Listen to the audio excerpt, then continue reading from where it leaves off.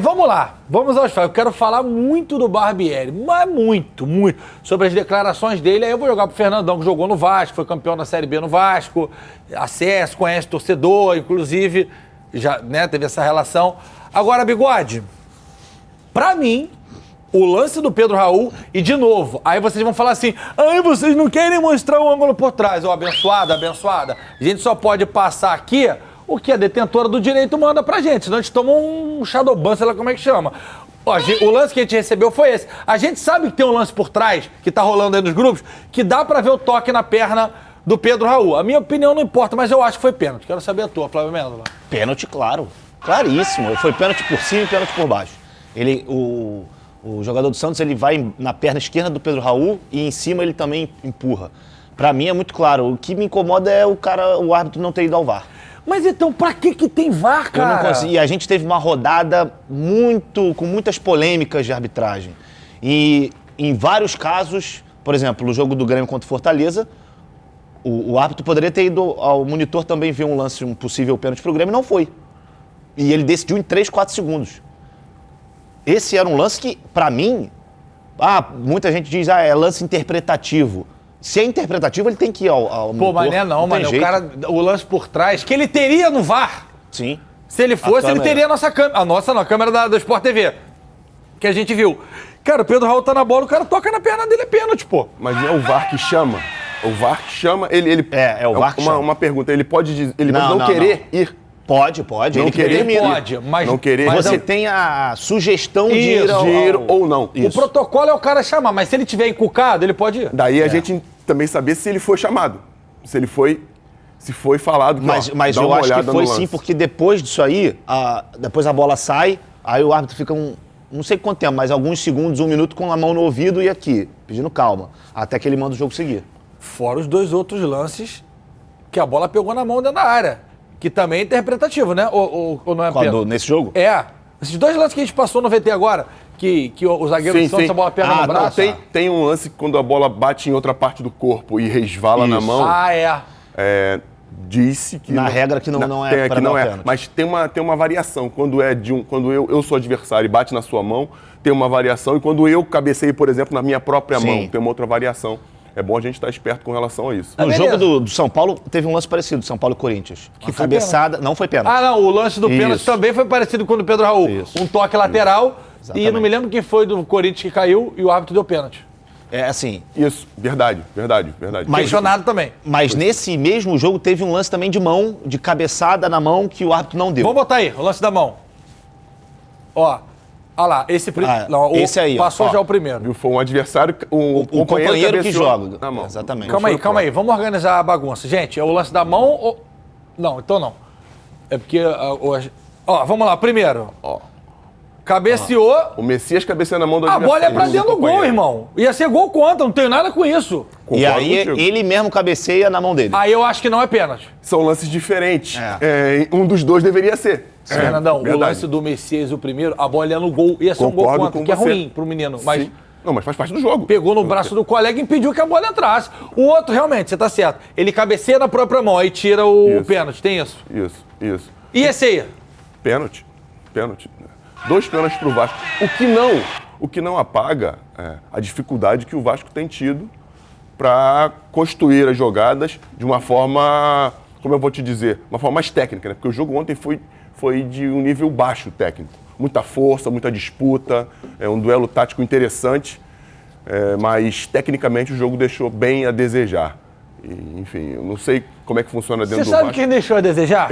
Quem deixou a desejar? Bota a coletiva do Barbieri aí pra mim, por gentileza. Para um paciente que está na UTI, não dá para esperar que ele vai pular da cama e sair correndo. Mas dá para esperar que ele vai se reerguer, que ele vai fazer a fisioterapia, que ele vai... E a gente está nesse processo. Eu sei que o torcedor não quer ouvir isso. Eu também não gostaria de estar dizendo isso nesse momento. Hoje, se a gente olhar para o jogo, tirando 1-0, o Vasco foi infinitamente superior ao Santos. Isso é resultado do trabalho. Não nos trouxe o resultado do jogo que nós queríamos. Não nos trouxe o resultado em pontos que nós queríamos. Mas para a gente sair de uma situação, se eu não me engano, o Santos nunca foi rebaixado, é isso? É um time que está acostumado a jogar na elite há muito tempo, né? Então a gente conseguiu ser infinitamente superior a eles dentro de campo. Isso é resultado do que a gente já vem fazendo. Eu até comentei com o Mário Bittencourt lá no podcast, o Mário falou que gosta muito do Barbieri, eu falei que eu acho ele um baita no treinador, mas assim, e ele fez um apelo essa semana passada, pelas críticas, pela responsabilidade, como o Pedrinho fez também, muito legal. Agora, todo pós-jogo, esse discurso que o Vasco foi infinitamente superior, acho que ele falou disso no Fla-Flu, que o Vasco jogou de igual para igual,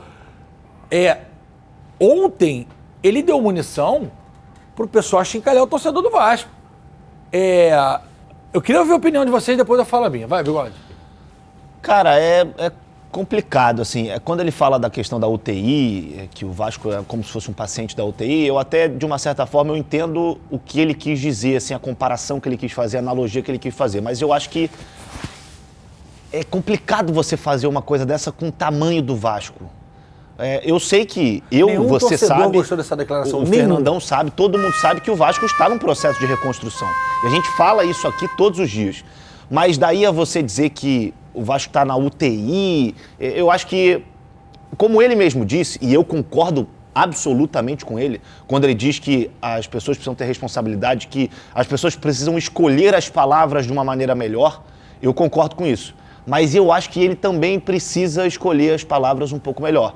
Eu acho que essa comparação, por mais que ela possa fazer um certo sentido na cabeça dele e na cabeça de outras pessoas, eu acho que não precisava ter sido tão agressiva assim. Por exemplo, você tá no seu trabalho, o cara fica na porta da banda aqui, aí Flávio, vai tomar caju. Você fala, isso não tira meu sono. Pô, não passa uma... Pode não ser a ideia dele. Porque assim, o cara tá te xingando dentro de casa, pô, tem que te incomodar de alguma forma. Claro, e eu tenho certeza que isso incomoda ele. Mas eu acho que ele quer parecer que isso não afeta o trabalho dele. Eu acho que esse que foi o ponto que ele quis dizer. Só que o que eu discordo, assim, veementemente, é quando ele diz que o Vasco foi infinitamente melhor do que o Santos. Eu acho que no segundo tempo o Vasco teve mais volume, o Vasco teve mais controle, teve mais a bola. Mas isso não significa que você é infinitamente ou que você é simplesmente superior ao seu adversário. Eu acho que o Vasco teve algumas oportunidades, teve sim, mas o Vasco cruzou 50 bolas na área do Santos ontem, no jogo inteiro. Isso é um recorde no Campeonato Brasileiro. 50 bolas. O Vasco é o time que mais levanta a bola na área do adversário, se não me engano são 103, alguma coisa assim, ou 123. Só ontem 50. Só ontem foram 50. E aí eu entro no mesmo assunto que eu falei aqui nesse banco há 2 meses, quando o Vasco foi eliminado para o ABC. Qual é a principal jogada do Vasco? Pelos lados do campo para servir o Pedro Raul. É bola aérea. O Vasco em 2 meses não apresenta nenhuma melhora no jogo por dentro. No jogo criativo, na aproximação dos jogadores. Hoje, quem é que tem essa característica nesse time do Vasco, do meio para frente? É o Alex Teixeira. Por que ele não começou o jogo ontem? E outra coisa, um agravante. Tô contigo. Fernando, Vasco, Curitiba e Cuiabá são os únicos times que têm a semana cheia para trabalhar. Tá todo mundo se lascando com o jogo meio de semana. Não é possível, cara. É isso que o torcedor do Vasco tá indignado. Eu joguei no Vasco, joguei muitos anos no Vasco, fui muito feliz no Vasco. Apesar dos primeiros 6 meses o Vasco ter caído pela primeira vez, a gente conseguiu recuperar. É muito difícil jogar em São Januário, quando a torcida está contra. Isso não justifica nada, nenhum mau desempenho, mas é difícil. E a torcida do Vasco vem de um longo período de tristeza, de insatisfação. E é muito... E acho que é até difícil de você pedir da torcida do Vasco paciência. Ok? Então, o que o clube tem que fazer? Tem que tentar se prevenir da melhor forma possível para não tomar gols e fazer os gols dentro de casa, porque São Januário está começando a se tornar, como ele falou, um ambiente hostil para o próprio Vasco. Os atletas vão jogar e já pensando, pô, e se a gente tomar um? E se? Isso é normal, são seres humanos. Eu vou chegar lá, GV. Mas e se jogar no Vasco? Eu vou chegar lá, eu sei, eu vou chegar lá. Mas esses caras têm que assumir essa responsabilidade de estar jogando num grande clube, de assumir essa persona de você estar ali para reerguer o Vasco. O Vasco tem que estar ali para se reerguer. O Flavinho falou do Alex Teixeira, que é o cara que entrou, ele não jogou, ele não começou jogando porque estava com um problema, estava com... tu vai xingar. Estava com CK alto, com os níveis... Com o quê? CK, a creatina, aquela creatina quinase que pode dizer que se o rapaz está propenso a lesões ou não, e com aquele sensor termográfico um pouco elevado. Sabia disso. E Mas ele entrou no jogo. Ele entrou, ele não podia jogar aos 90. eu também concordo com você. É melhor Não começar... é melhor gastar o primeiro até onde ele falar, o meu CK, sei lá o nome desse raio aí, e acabou? Eu concordo com você. Eu prefiro começar com o cara e tirar do que colocar depois. Mas é uma opção da comissão técnica. E outra coisa, o Orelhano fez ontem uma boa partida. É bom jogador, né? Me agradou. Mais uma vez entrou bem. É esse jogador que a gente fala tanto aqui, que foi o Lucas Lima pro Santos, no pouco tempo que esteve em campo, que fez o jogador do gol, foi o Orelhano. Não com um lance decisivo, como foi o do gol do Santos, mas criando jogadas pela direita, tentando construir, com bom chute pro gol. E durante a semana, como você falou do período de treinamento, não adianta ele ter a semana inteira se ele não tem jogadores característicos para fazer a função. Fernandão, então tá bom. Então o time precisava ganhar, ele botou um volante. Vai, explica. Eu não tenho explicação para isso. O que ele, na minha opinião, que ele quis fazer? O Jair era o homem que dá saída de jogo.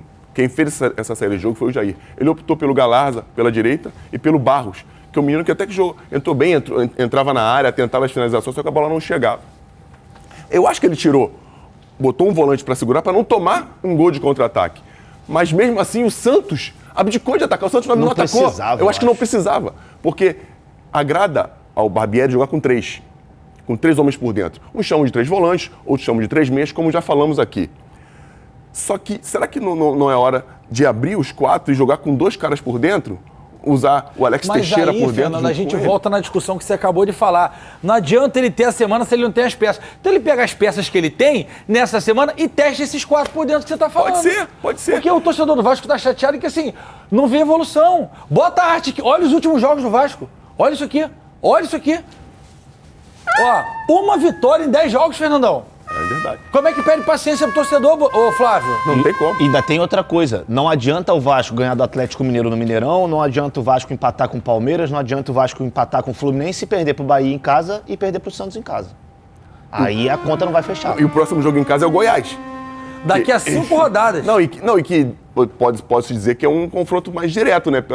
Não, pode chegar pela tabela do Vasco e pela tabela do Goiás, pode ser que quando chegar nesse jogo, o Goiás seja até melhor, porque o Vasco tem 4 pedreiras pela frente. Fortaleza, São Paulo e Fortaleza fora, tu sabe como é que é. Vê o Fluminense lá contra o Fortaleza. Tudo bem que era time misto, mas pra mim o time misto do Fluminense ainda é melhor que o do Vasco.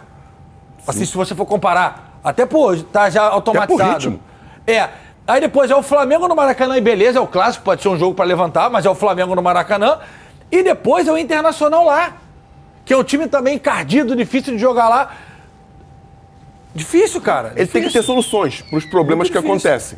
Mesmo com a falta de variedade desses jogadores mais técnicos, né? Mais construtores. Olá, jovens. Olha só. Assistiram, se divertiram, comentaram, cornetaram. Ok. Agora você não pode esquecer de ativar a notificação, de compartilhar e de dar like nos vídeos, cara. Sabe por quê? Se não fizer, já sabe, né?